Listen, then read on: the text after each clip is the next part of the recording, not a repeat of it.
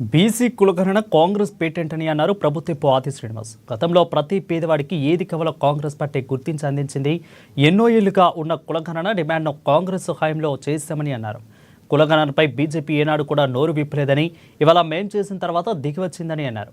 ఇక బడుగు బలహీన వర్గాల వైపు కాంగ్రెస్ చూస్తూ ఉండడంతో కుయుక్తులు చేస్తుందని మండిపడ్డారు. కిషన్ రెడ్డి తెలంగాణలో కులగణన కాదు సర్వే చేశారని అంటున్నారు. రెండింటికి తేడా ఏంటో చెప్పాలని అన్నారు ఆది శ్రీనివాస్. బీసీల పట్ల చిత్తశుద్ధి ఉంటే వెంటనే ప్రారంభించి కట్ ఆఫ్ డేట్ పెట్టి పూర్తి చేయాలని, రిజర్వేషన్లను పెంచాలని డిమాండ్ చేశారు ప్రభుత్వపు ఆది శ్రీనివాస్. జాతీయ అధ్యక్షుడు నడ్డా గారు కానీ ఈ కులగణన పైన ఏనాడు నోరు విప్పలేరు.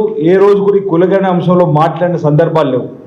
తెలంగాణలో కులగణన విజయవంతం కావడంతో బీజేపీ కన్నులు తెరిచి ఈరోజు కులగణనకు క్యాబినెట్లో జనాభా లెక్కలతో పాటు చేస్తామని చెప్పి రావడం హర్షణీయమని చెప్పినాం, స్వాగతించిన మా గౌరవ ముఖ్యమంత్రి రేవంత్ రెడ్డి గారు కూడా.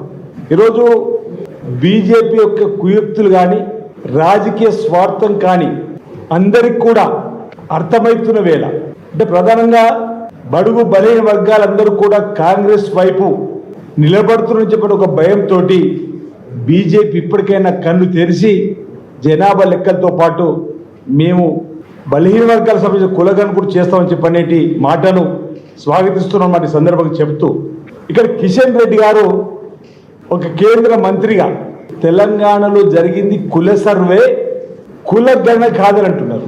అంటే ఈ రెండు పదాలకు తేడా ఏందో ఇప్పుడు వారు చెప్పాలి. కిషన్ రెడ్డి గారు సర్వేకు గణనకు ఇంగ్లీష్కు తెలుగు పదానికి కూడా తేడా లేకుండా ఏ విధంగా మాట్లాడుతున్నారో మాకు అర్థం కావడం లేదు. సర్వే అన్నా గణన అన్నా తేడా ఏంటో ఈరోజు ప్రజలకు వినపడి చెప్పాలి. ఆ రోజు శాస్త్రీయ పద్ధతుల్లో రాష్ట్ర ప్రభుత్వ ఉద్యోగులతో సుమారు 97,000 మంది 50 రోజులు మొదటి దఫా, 10 రోజులు రెండో దఫా, తర్వాత 67,000 మంది ఇంచుమించు 70,000 కంప్యూటర్ ఆపరేటర్ల ద్వారా నిక్షేపితం చేసినటువంటి సందర్భంలో ఈరోజు మీరు ఒకవేళ రేపు జరపాలనుకున్నా ఇదే అధికారులు జరపాలి సర్వే.